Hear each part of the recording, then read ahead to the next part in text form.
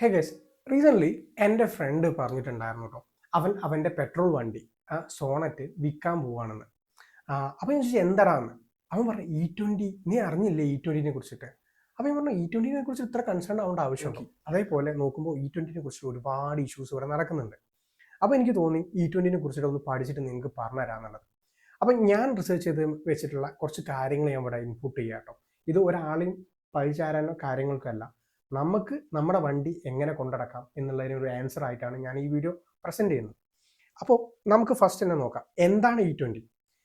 ഗവൺമെൻറ്റിന് എന്താണ് ഇതിൽ ലാഭം, അതേപോലെ നമുക്ക് എന്താണ് ദോഷം, ഇനി ദോഷം ഉണ്ടെങ്കിൽ എങ്ങനെ റെക്ടിഫൈ ചെയ്യാം, ഈ കാര്യങ്ങളാണ് ഈ വീഡിയോയിൽ നമ്മൾ സംസാരിക്കുന്നത്. ഫസ്റ്റ് ഓഫ് ഓൾ, എന്താണ് E20 എന്ന് പറഞ്ഞാൽ നമ്മുടെ സാധാ പെട്രോൾ എടുത്തിട്ട് അവർ 20% അതിൽ കുറച്ച് എത്തനോൾ മിക്സ് ചെയ്യും. ഈ എത്തനോൾ കിട്ടുന്നത് കരിമ്പെന്നും അതേപോലെ ഉള്ള നമ്മുടെ കൃഷി ചെയ്തിട്ടുണ്ടാക്കുന്ന സാധനങ്ങളിൽ നിന്നാണ്. ഫ്രൂട്ട്സ്, വെജിറ്റബിൾസ്, അങ്ങനത്തെ കാര്യങ്ങളൊക്കെ കിട്ടും. മെയിനായിട്ട് കരിമ്പാണ് യൂസ് ചെയ്യുന്നത്, ഫസ്റ്റ് സോഴ്സ്. അപ്പോൾ ഇതാണ് എത്തനോൾ. അതായത് നമ്മുടെ പെട്രോൾ എടുത്തിട്ട് 1 ലിറ്റർ പെട്രോൾ എടുത്തിട്ട് അതിന് 80% പെട്രോളും ബാക്കി 20% എത്തനോളും, അങ്ങനെയാണ് ഈ E20 പെട്രോൾ വരുന്നത്. പുറം രാജ്യങ്ങളിലൊക്കെ ഈ സംഭവങ്ങളുണ്ട്. ഇത് പെട്ടെന്ന് വന്നതാണോ ചോദിച്ചാൽ അല്ല, ഇത് കുറേ കാലം മുന്നേ സജസ്റ്റ് ചെയ്ത സാധനമായിരുന്നു. ഇപ്പോഴാണ് അത് പ്രാബല്യത്തിൽ വന്നത്. 2025 പ്രാബല്യത്തിൽ വന്നത്. ഇതിൻ്റെ മുന്നേ E5ഉം അതേപോലെ E10 ഒക്കെ ആയിരുന്നു ഉണ്ടായിരുന്നത് കേട്ടോ. അപ്പോൾ ഇത് മൈൻഡിൽ വെക്കുക. ഇനി പറയാനുള്ള കാര്യങ്ങൾ എന്താ വെച്ചാൽ, ഇതെങ്ങനെയാണ് ഗവൺമെൻറ്റിന് ലാഭം വരുന്നത്. നമുക്ക് അറിയാം, ഇന്ത്യയിൽ നമുക്ക് പെട്രോൾ ഉൽപ്പാദിപ്പിക്കുന്നില്ല. അതായത് നമ്മൾ കുഴിച്ചെടുക്കുന്നോ അല്ലെങ്കിൽ ഖനനം ചെയ്തെടുക്കുന്നോ പരിപാടിയൊന്നുമില്ല. നമ്മൾ റഷ്യനെയോ അല്ലെങ്കിൽ മിഡിൽ ഈസ്റ്റ് കൺട്രീസിനെയാണ് നമ്മൾ ഡിപ്പെൻഡ് ചെയ്യുന്നത്. ഈ എണ്ണ കിട്ടാൻ വേണ്ടിയിട്ട് ബാരലിന് നമ്മൾ ഡോളർ വഴിയാണ് കൊടുക്കുന്നത്. അതുകൊണ്ട് തന്നെ വലിയ ഡോളർ, അതായത് നമുക്ക് ഡോളർ സേവ് ചെയ്ത് വെക്കണമല്ലോ. എന്ത് ഫോറിൻ എക്സ്ചേഞ്ച് കാര്യങ്ങളും വരികയാണെങ്കിൽ ഡോളറിലാണല്ലോ വിനിമയം നടത്തുന്നത്. അതുകൊണ്ട് തന്നെ ഡോളർ സേവ് ചെയ്ത് വെക്കണം, ഒരു കാര്യം.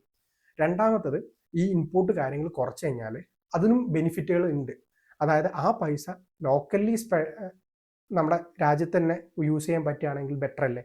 ഈ കാര്യങ്ങളാണ് സെൻട്രൽ ഗവൺമെൻറ്റോ അല്ലെങ്കിൽ ഗവൺമെൻറ്റോ ഉദ്ദേശിക്കുന്നത്.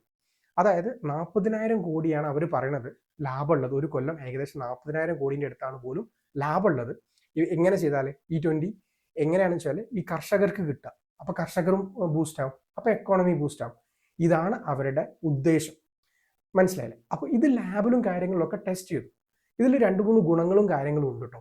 എന്താണ് ഗുണം എന്ന് വെച്ചാൽ, ഇത് ഹൈ ഒക്ടേൻ വാല്യൂ ഉള്ള ഒരു സംഭവമാണ്. അതുകൊണ്ട് തന്നെ ഇത് ഫുള്ളായിട്ട് കത്തും. അപ്പോൾ നമ്മുടെ എഞ്ചിനിലും കാര്യങ്ങളിലൊക്കെ ഈ സെഡിമെൻറ്റും കാര്യങ്ങളൊക്കെ ഉണ്ടാവുന്നത് കുറയും. അതാണ് ഒരു പോയിന്റ്. പക്ഷേ ഇതിനൊരു ഡീമെറിറ്റ്സ് ഉണ്ട്. എന്താ സംബന്ധിച്ചാൽ ഒരു 3 മുതൽ 7% വരെ നമ്മുടെ മൈലേജ്, പെർഫോമൻസ് കാര്യങ്ങൾ കുറയും. കാരണം എന്താ വെച്ചാൽ, ഇത് ഈ നമ്മൾ പ്യുവർ പെട്രോളും ഈ പെട്രോളും എടുക്കുകയാണെങ്കിൽ ഇത് രണ്ടിൻ്റെയും എനർജി ഉണ്ടാവില്ലേ, കത്തിയിട്ട് എനർജി ഉണ്ടാക്കാനുള്ള ഒരു ബിഹേവിയർ അത് പെട്രോളിനെ അപേക്ഷിച്ചിട്ട് ഇതിന് കുറവാണ്. ഇത് 1 ലിറ്റർ കത്തിക്കഴിഞ്ഞാൽ നമുക്ക് ഇത്രത്തോളം എനർജി ഉണ്ടാക്കുള്ളൂ. അതിൻ്റെ ഒരു 20 അല്ലെങ്കിൽ 3 മുതൽ 7% കുറവെന്നാണ് ഗവൺമെൻറ് പറയണത്. പക്ഷേ റിയൽ ആയിട്ട് ആൾക്കാർക്ക് കിട്ടുന്നത് 20% വരെ കുറവുണ്ടെന്നൊക്കെയാണ് കേൾക്കുന്നത്. അതിന് ഗവൺമെൻറ് പറഞ്ഞത് എന്താ അറിയും, അത് നല്ല ക്രേസി കാര്യമാണ്. അവർ പറഞ്ഞത് നമ്മുടെ ഓട്ടം ശരിയല്ല, നമ്മൾ ഓടിക്കുന്നത് ശരിയല്ല, അങ്ങനത്തെ കാര്യങ്ങളാണ് ഗവൺമെൻറ് പറയുന്നത്. അപ്പോൾ ഇത് അവിടെ നിൽക്കട്ടെ, ഗവൺമെൻറ് കാര്യങ്ങളൊക്കെ അവിടെ ആട്ടെ. നിങ്ങൾക്ക് ഏകദേശം മനസ്സിലായല്ലോ എന്തൊക്കെയാണ് സംഭവങ്ങളെന്നത്. ഇനി ഇതെങ്ങനെയാണ് നിങ്ങളുടെ വണ്ടിക്ക് എഫക്റ്റ് ആവുക. നിങ്ങൾ പുതുതായിട്ട് എടുത്ത ഒരു പെട്രോൾ വണ്ടിയാണെങ്കിൽ, കാറാവട്ടെ ബൈക്കാവട്ടെ, E20 കംപ്ലൈൻ്റ് ആയിരിക്കും. അതായത് E20ക്ക് വേണ്ടിയിട്ട് സൃഷ്ടിച്ച വണ്ടി ആയിരിക്കും അത്. അതിൻ്റെ മേലെ എഴുതിയിട്ടുണ്ടാവും E20 പെട്രോൾ എന്ന് എഴുതിയിട്ടുണ്ടാവും. E30 അടിക്കാൻ പറ്റില്ല, E40 അടിക്കാൻ പറ്റില്ല. അതാണ് ഇഷ്യൂ ഉണ്ടാവുക. അപ്പോൾ E20ക്ക് കംപ്ലൈൻ്റ് ആണെന്ന് പറഞ്ഞു. പക്ഷേ കുറച്ച് കാലം മുന്നേ 2023 മുന്നേ ഉണ്ടാക്കിയ വണ്ടികൾ മിക്കവാറും E20 കംപ്ലൈൻ്റ് അല്ല. അവിടെയാണ് പ്രശ്നം വരുന്നത്. അപ്പം നമ്മുടെ ഇന്ത്യയിൽ ഇപ്പം നിരത്തിൽ ഓടുന്ന വണ്ടികൾ 90 അല്ലെങ്കിൽ 95% വണ്ടികളും E20 കംപ്ലൈൻ്റ് അല്ല.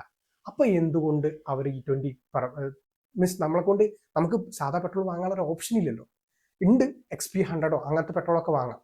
അതിന് 160 രൂപയുടെ അടുത്തിട്ട് കൊടുക്കാനുണ്ട്. എൻ്റെ ഒരു അണ്ടർസ്റ്റാൻഡിംഗ് ആണ്, കറക്റ്റ് ആണോ എന്ന് അറിയില്ല. എന്തായാലും പൈസ ഹൈ ആണ് മറ്റേതിനും കാട്ടി.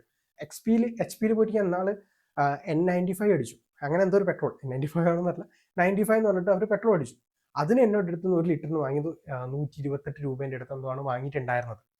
അപ്പോൾ അതിൽ വ്യത്യാസം എന്ന് വെച്ചാൽ ഒരു വ്യത്യാസം എനിക്ക് ഫീൽ ചെയ്തിട്ടുണ്ടായിരുന്നു. അതിലും മിക്സ് ചെയ്യുന്നുണ്ട്, E20 മിക്സ് ചെയ്യുന്നുണ്ട്, അതും E20 പെട്രോളാണ്. അപ്പോൾ നമുക്ക് പ്യുവർ ആയിട്ടുള്ള പെട്രോൾ വാങ്ങാനുള്ള ഒരു ഓപ്ഷൻ ഇവിടെ ഇല്ല. അതാണ് ഫസ്റ്റ് പോയിന്റ്. അപ്പോൾ അതുകൊണ്ട് തന്നെ പഴയ വണ്ടികൾക്ക് എന്ത് സംഭവിക്കും E20 അടിച്ചു കഴിഞ്ഞാൽ? അതാണ് ഇനി അടുത്ത ക്വസ്റ്റ്യൻ വരാനുള്ളത്. പഴയ വണ്ടികളുടെ റബ്ബറും കാര്യങ്ങളൊക്കെ ഉണ്ടല്ലോ, അതൊക്കെ എന്താണ് പറയുക, ഈ E20യിലുള്ള എത്തനോൾ മിക്സ് ആയിട്ടുള്ള ഈ പെട്രോളായിട്ട് റിയാക്ട് ചെയ്തിട്ട് അതൊക്കെ ഉരുകി പോകാനോ അല്ലെങ്കിൽ അതൊക്കെ കൊറോഷൻ പോലെ സംഭവിക്കാനോ ചാൻസ് ഉണ്ട്. അതേപോലെ തന്നെ നമ്മുടെ ഇരുമ്പിന്റെ ടാങ്കിലല്ലേ നമ്മൾ ഈ പെട്രോളും കാര്യങ്ങളൊക്കെ സേവ് ചെയ്യുന്നത്. ആ ടാങ്കിൽ കുറേ കാലം വെച്ച് കഴിഞ്ഞാൽ ഇത് പെട്ടെന്ന് സുപ്രഭാതത്തിൽ നടക്കുന്ന സംഭവമല്ല കേട്ടോ. ഇത് മാസങ്ങളോളം അല്ലെങ്കിൽ ചിലപ്പോൾ ഒരു പക്ഷേ 2-3 മാസം കഴിഞ്ഞിട്ട് നടക്കുന്ന സംഭവമായിരിക്കും. നിങ്ങൾ വണ്ടി നല്ലപോലെ ഓടുന്നില്ല, വണ്ടി ഐഡിയലായിട്ട് നിൽക്കുക, ഹാഫ് ടാങ്ക് പെട്രോളോ അല്ലെങ്കിൽ ഹാഫ് ടാങ്കിന്റെ അടിയിലുള്ള പെട്രോളോ ഒക്കെ ആണെങ്കിൽ ഈ സാധനങ്ങളൊക്കെ നടക്കാനുള്ള ചാൻസ് കൂടുതൽ. കാരണം എയർ ആയിട്ട് കോൺടാക്ട് ഉണ്ടാവും, നമ്മുടെ E20 പെട്രോളും എയറും തമ്മിൽ കോൺടാക്ട് വരും. അപ്പോൾ അവിടെ മോയിസ്റ്റും കാര്യങ്ങളൊക്കെ ഉണ്ടാവും. അതായിട്ട് റിയാക്ഷൻ നടന്നിട്ട് നമ്മുടെ ടാങ്ക് തുരുമ്പിക്കാൻ ചാൻസ് ഉണ്ട്. അതേപോലെ ലൈനിങ് കാര്യങ്ങളൊക്കെ തുരുമ്പിക്കാൻ ചാൻസ് ഉണ്ട്. ഈ തുരുമ്പ് ഈ നമ്മുടെ ലൈനിലൂടെ ഒക്കെ പോയിട്ട് ബ്ലോക്ക് ഉണ്ടാക്കാൻ ചാൻസ് ഉണ്ട്. ഇതൊക്കെയാണ് ഇഷ്യൂസ് വരുന്നത് കാറിലായാലും ബൈക്കിലായാലും. ഒരു പരിധിവരെ നമ്മൾ സർവീസും കാര്യങ്ങളൊക്കെ ചെയ്ത് കഴിഞ്ഞാൽ ഫിക്സ് ആവും. പക്ഷേ ഞാൻ ചോദിക്കുന്നത്, ഈ വാറണ്ടി ഇല്ലാത്ത വണ്ടികൾ എന്ത് ചെയ്യും? ആര് ഉത്തരവാദിത്വം എടുക്കും? അവിടെയാണ് റിയൽ ക്വസ്റ്റ്യൻ വരുന്നത്. അതിന് ഗവൺമെന്റ് എന്തെങ്കിലും സബ്സിഡി ചെയ്യുന്നുണ്ടോ, അല്ലെങ്കിൽ ഗവൺമെന്റ് എന്തെങ്കിലും പ്ലാൻ കൊടുക്കുന്നുണ്ടോ? നമുക്ക് അപ്ഡേറ്റ് ചെയ്യാം. നമ്മുടെ ഒരു ചെറിയൊരു വയർ മാറ്റാൻ തന്നെ 1000-1500 രൂപയാണ് കാറിലൊക്കെ വരുന്നത്. അപ്പോൾ ഈ കാര്യങ്ങളൊക്കെ ആര് അപ്ഡേറ്റ് ചെയ്യാനുള്ള പൈസ കൊടുക്കും? അത് നമ്മുടെ ഈ മാനുഫാക്ചറേഴ്സ് തന്നെ ഫ്രീ ആയിട്ട് അപ്ഡേറ്റ് ചെയ്ത് തരുമോ? അത് വാറണ്ടി ഇല്ലാത്ത വണ്ടികൾ എന്ത് ചെയ്യും? ഇതൊക്കെയാണ് എൻ്റെ ക്വസ്റ്റ്യൻസ് ഉള്ളത്. ഇതൊക്കെയാണ് സാധാരണക്കാർക്കും അറിയേണ്ട ക്വസ്റ്റ്യൻസ്. ഇതിനൊരു ആൻസറും കാര്യങ്ങളും കിട്ടണം. അല്ലെങ്കിൽ നമുക്കൊരു പെട്രോൾ പമ്പിൽ നോർമൽ പെട്രോൾ കിട്ടാനുള്ള വകുപ്പും കൂടി ഏൽപ്പിക്കണം. E20 ഒരു 2030 ആകുമ്പോഴേക്ക് എടുത്താൽ മതി. അതാകുമ്പോൾ ഈ പഴയ വണ്ടികളൊക്കെ ഒന്നെങ്കിൽ നമ്മൾ ഒഴിവാക്കും, അല്ലെങ്കിൽ അത് ഒരു പക്ഷേ യൂസ് ചെയ്യുന്ന ആൾക്കാർ വളരെ കുറവായിരിക്കും. അങ്ങനെ ആകുമ്പോൾ ഇത്ര ഇഷ്യൂസ് ഇല്ലല്ലോ. അപ്പോൾ അതൊക്കെയാണ് എൻ്റെ ഒരു കാര്യങ്ങൾ പറയാനുള്ളത്. അപ്പോൾ ഞാൻ പറഞ്ഞല്ലോ, ഈ കാര്യങ്ങളൊക്കെയാണ് നമ്മുടെ റബ്ബറും കാര്യങ്ങളും പെട്രോൾ ടാങ്കിൽ തുരുമ്പ് വരും. ഇനി അത് മാത്രമല്ല, പുറം രാജ്യങ്ങളിലൊക്കെ E20 ഉണ്ട്, പക്ഷേ അത് പമ്പിലാണ് മിക്സ് ചെയ്യുന്നത്. നമ്മുടെ ഇവിടെ അതിന് പകരം നമ്മൾ മിക്സ് ചെയ്തിട്ടാണ് കൊണ്ടുവരുന്നത്. അതാണ് വലിയ ഡിഫറൻസ് ഉള്ളത് കേട്ടോ. അപ്പം ഈ കൊണ്ടുവരുമ്പോൾ എന്തെങ്കിലും കാരണവശാൽ വെള്ളമോ കാര്യങ്ങളോ മിക്സ് ചെയ്ത് അല്ലെങ്കിൽ ഇതിൽ തുരുമ്പോ അങ്ങനെ എന്തെങ്കിലും വന്നാൽ എന്ത് ചെയ്യും? ഒരു പക്ഷെ അതൊക്കെ പെട്ടെന്ന് ചിലവാകുന്ന കാര്യങ്ങളാണ്, വരാനുള്ള പ്രോബബിലിറ്റി വളരെ കുറവാണ്. എന്നിരുന്നാലും വെള്ളം മിക്സ് ആയാൽ എന്ത് ചെയ്യും? വെള്ളം മിക്സ് ആയാൽ നമുക്ക് കണ്ടുപിടിക്കാൻ പറ്റില്ല. കാരണം ആൽക്കഹോളിൽ വെള്ളം മിക്സ് ആവുമല്ലോ, നിങ്ങൾക്ക് അറിയാലോ. അതേപോലെ തന്നെയാണ് ഈ എത്തനോളിൽ മിക്സ് ആയാലും വെള്ളം മിക്സ് ചെയ്താൽ നമുക്ക് പെട്ടെന്ന് കണ്ടുപിടിക്കാൻ പറ്റില്ല. ഇത് നമ്മുടെ വണ്ടിയിൽ അടിച്ചു കഴിഞ്ഞാൽ എന്തായാലും വണ്ടിക്ക് പ്രശ്നം വരൂലേ? അപ്പോൾ ഇതിനാരും ഉത്തരവാദി? പമ്പ് ഓണർഷിപ്പ് എടുക്കൂല എന്ന് പറഞ്ഞിട്ടുണ്ട്. അപ്പോൾ ഇതൊക്കെയാണ് എനിക്ക് ചോദിക്കാനുള്ള പ്രശ്നങ്ങൾ. ഇതൊക്കെ ആരോട് ചോദിക്കുമെന്നുള്ള കാര്യം എനിക്കറിയില്ല. ഇതൊക്കെയാണ് എനിക്കുമുള്ള ഡൗട്ടുകൾ. ഇതൊന്നും തീരുമാനമായിട്ടില്ല. ഇതിനൊക്കെ വേണ്ടിയിട്ടായിരിക്കും ആൾക്കാർ ഇങ്ങനെ കുറേ കാര്യങ്ങളൊക്കെ സംസാരിക്കുന്നത്, അല്ലെങ്കിൽ സ്ട്രൈക്ക് എടുക്കണം എന്നൊക്കെ പറയുന്നുണ്ടാവാം. പക്ഷെ നമ്മൾ അതിലേക്ക് പോകുന്നില്ല. ഇനി ഇത് വരാതിരിക്കുക, സ്ട്രൈക്ക് എടുക്കാതിരിക്കട്ടെ, പക്ഷെ നമ്മുടെ വണ്ടീനെ നോക്കേണ്ടത് നമ്മുടെ ഉത്തരവാദിത്തമാണ്. ആ ഒരു കാര്യം നിങ്ങളോട് ഞാൻ പറയാം, എന്താണ് ചെയ്യേണ്ടതെന്നുള്ളത്. നിങ്ങൾ പഴയ വണ്ടിയാണ് യൂസ് ചെയ്യുന്നത് വെച്ചാൽ ബെറ്റർ സർവീസ്, നിങ്ങൾ നല്ല രീതിയിൽ സർവീസ് ചെയ്യുക.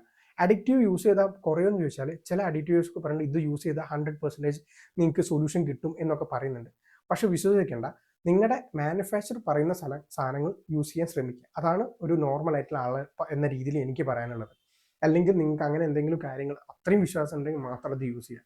അത് യൂസ് ചെയ്തുകൊണ്ട് ബെറ്റർ ആവണം നിർബന്ധമില്ല. മാനുഫാക്ചർ പറയുകയാണെങ്കിൽ ഇന്ന പ്രോഡക്റ്റ് യൂസ് ചെയ്യാം എന്ന് പറയുകയാണെങ്കിൽ ഓക്കെ. ഇപ്പോൾ ഹോണ്ട അല്ലെങ്കിൽ നമ്മുടെ ടാറ്റയോ അങ്ങനത്തെ കമ്പനികൾ ആരെങ്കിലുമൊക്കെ പറയുകയാണെങ്കിൽ ഓക്കെ, ഡു ദാറ്റ്. അതാണ് ഫസ്റ്റ് കാര്യം. രണ്ടാമത്തെ കാര്യം ഞാൻ പറഞ്ഞു, അതിൻ്റെ കൂടെ തന്നെ സർവീസും കാര്യങ്ങളും പ്രോപ്പറായിട്ട് ചെയ്യാം. ഇനി അതല്ല, നിങ്ങൾ വണ്ടി അങ്ങനെ എടുക്കുന്നില്ല എന്നാണെങ്കിൽ നിങ്ങൾ ദയവായിട്ട് കുറച്ച് കാര്യങ്ങൾ ശ്രദ്ധിക്കാം. ഹാഫ് ടാങ്കിൽ താഴെ അടിക്കാതിരിക്കുക. ഒരു എന്താ പറയുക, 1/3 അല്ല, 1/3 ഒരിക്കലും അടിക്കരുത്. ഒരു 4/3, അതായത് ഹാഫിൻ്റെ കുറച്ച് മേലെ ആ രീതിയിൽ അടിച്ചു വെക്കുക. ഫുൾ ടാങ്ക് അടിക്കാൻ പറ്റിയിട്ടില്ലെങ്കിൽ ഏകദേശം ഫുൾ ടാങ്കിൻ്റെ രീതിയിൽ അടിച്ചു വെക്കുക. പിന്നെ പറ്റുമെങ്കിൽ വണ്ടി സ്റ്റാർട്ട് ചെയ്യുക. അപ്പോൾ ഒരു 12-10 മിനിറ്റിൽ കൂടുതൽ വണ്ടി സ്റ്റാർട്ട് ചെയ്ത് ഐഡിയലായിട്ട് വെക്കുക. 2 ആഴ്ച കൂടുമ്പോൾ നിങ്ങൾ തീരെ എടുക്കാത്ത വണ്ടി, നിങ്ങളുടെ വീട്ടിൽ ആരെങ്കിലും ഒക്കെ ഉണ്ടെങ്കിൽ അവരോടൊന്ന് സ്റ്റാർട്ട് ചെയ്ത് വെക്കാൻ പറയാം. ഇന്ന കാര്യങ്ങൾ ചെയ്തു കഴിഞ്ഞാൽ ഒരു പരിധി വരെ നിങ്ങൾക്ക് ഈ കൊറോഷനും കാര്യങ്ങളൊക്കെ റെസിസ്റ്റ് ചെയ്യാൻ പറ്റും. മാക്സിമം പുതിയ പെട്രോൾ അടിക്കുമ്പോൾ പമ്പ് നോക്കിയിട്ട് അടിക്കാം. ഓക്കെ, പമ്പ് നോക്കിയിട്ട് അടിക്കാന്ന് ഉദ്ദേശിച്ചത് ഇപ്പോൾ എല്ലാ പമ്പും നമുക്ക് കഴിയുള്ളൂ.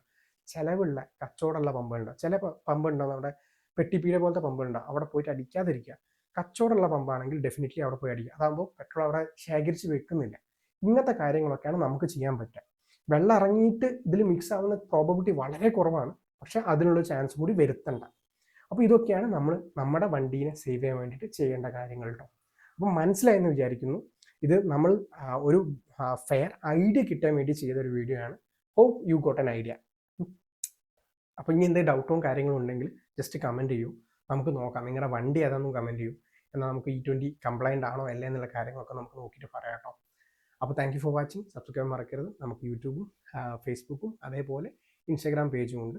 അപ്പം എല്ലാത്തിലും നിങ്ങളുടെ സപ്പോർട്ട് വേണം. അറിയാലോ, ഇതിൽ പൈസ ഒന്നും കിട്ടുന്നില്ല. അപ്പോൾ നിങ്ങളുടെ സപ്പോർട്ട് മാത്രമാണ്. Thank you for watching. Subscribe മറക്കരുത്.